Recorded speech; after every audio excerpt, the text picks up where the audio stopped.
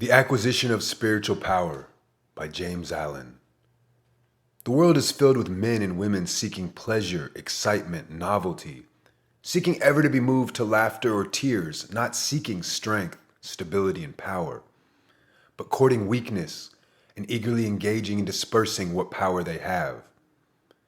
Men and women of real power and influence are few because few people are prepared to make the sacrifice necessary to the acquisition of power. And fewer still are ready to patiently build up character. To be swayed by your fluctuating thoughts and impulses is to be weak and powerless. To rightly control and direct those forces is to be strong and powerful. People of strong animal passions have much of the ferocity of the beasts, but this is not power. The elements of power are there, but it is only when this ferocity is tamed and subdued by the higher intelligence that real power begins.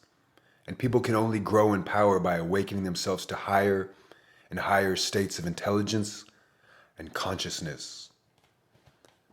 The difference between people of weakness and people of power lies not in the strength of the personal will, but in that focus of consciousness which represents their states of knowledge.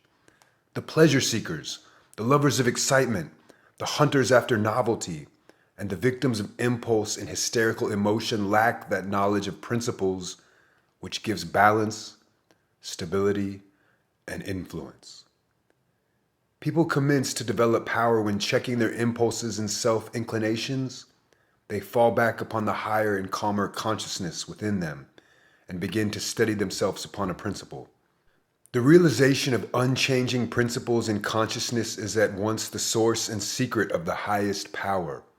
When after much searching and suffering and sacrificing, the light of an eternal principle dawns upon the soul, a divine calm ensues, and joy unspeakable gladdens the heart. Those who have realized such a principle cease to wander and remain poised and self-possessed.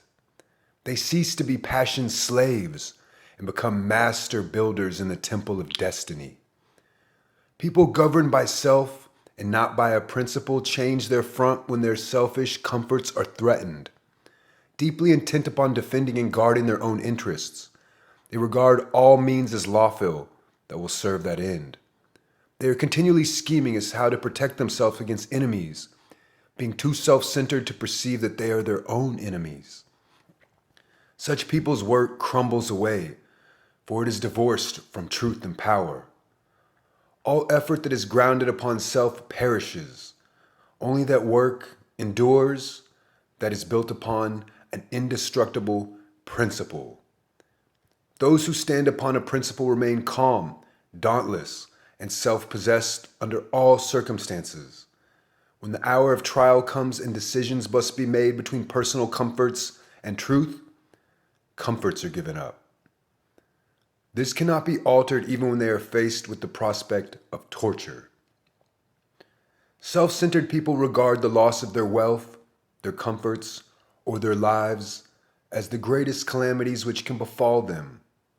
People of principle look upon these incidents as comparatively insignificant and not to be compared with the loss of character and loss of truth. To desert truth is to such people the only happening which can really be called a calamity. It is the hour of crisis which decides who are the minions of darkness and who the children of light.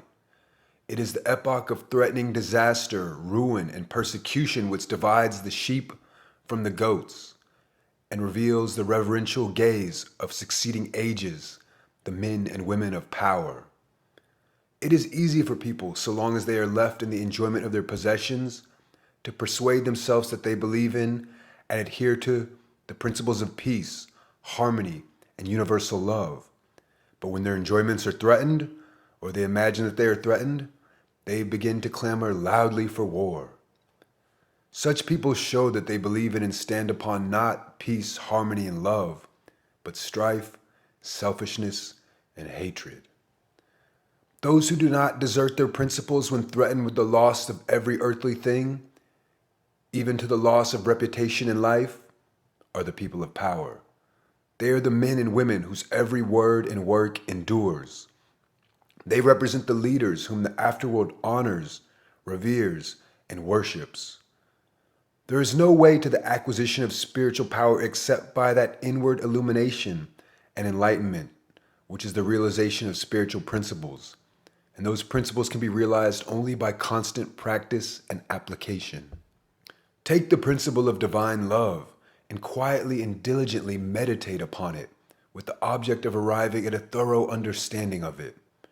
Bring its searching light to bear upon all your habits, your actions, your speech, and intercourse with others, and your every secret thought and desire.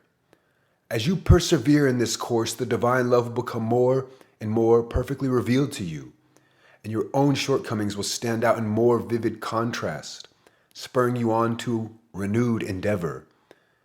Having once caught a glimpse of the incomparable majesty of that imperishable principle, you will never again rest in your weakness, your selfishness, your imperfection, but will pursue that love until you have relinquished every discordant element and have brought yourself into perfect harmony with it. And that state of inward harmony is spiritual power. Take also other spiritual principles, such as purity and compassion, and apply them in the same way. So exacting as truth, you will be able to make no stay, no resting place until the inmost garment of your soul is bereft of every stain, and your heart has become incapable of any hard, commendatory, and pitiless impulse. Only insofar as you understand, realize, and rely upon these principles will you acquire spiritual power, and that power will be manifested in through you and in the form of increasing dispassion, patience, and equanimity. Dispassion argues superior self-control. Sublime patience is the very hallmark of divine knowledge. And to remain in unbroken calm among all the duties and distractions of life marks off the people of power.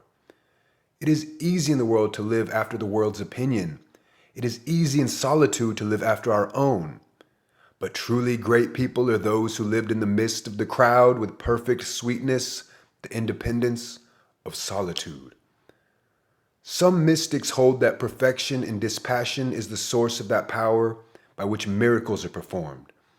And truly those who have gained such perfect control of all their interior forces that no shock, however great, can for one moment unbalance them must be capable of guiding and directing those forces in a consummate manner.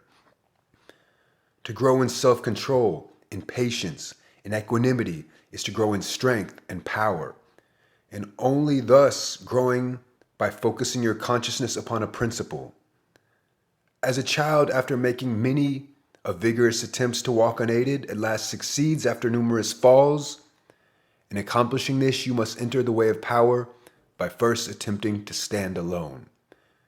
Break away from the tyranny of custom, tradition, conventionality, and the opinions of others until you succeed in walking lonely and erect. Rely upon your own judgment. Be true to your own conscience. Follow the light that is within you. All outward lights are so many will-o'-the-wisps. There will be those who will tell you that you are foolish, that your judgment is faulty, that your conscience is all awry, that the light within you is darkness, but heed them not.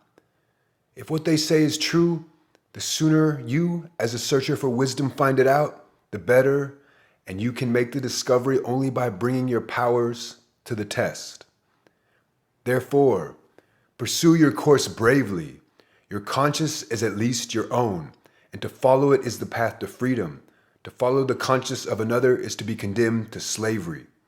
You will have many falls, you will suffer many wounds, you will endure many buffetings for a time, but press on in faith, believing that sure and certain victory lies ahead. Search for a rock, a principle, and having found it, cling to it. Get it under your feet and stand erect upon it until at last, unmovably fixed upon it, you succeed in defying the fury of the waves and storms of selfishness. For selfishness in any and every form is dissipation, weakness, death. Unselfishness in its spiritual aspect is conversation, power, and life. As you grow in spiritual life and become established upon principles, you will become as beautiful and unchangeable as those principles. will taste the sweetness of their immortal essence, and will realize the eternal and indestructible nature of the God within.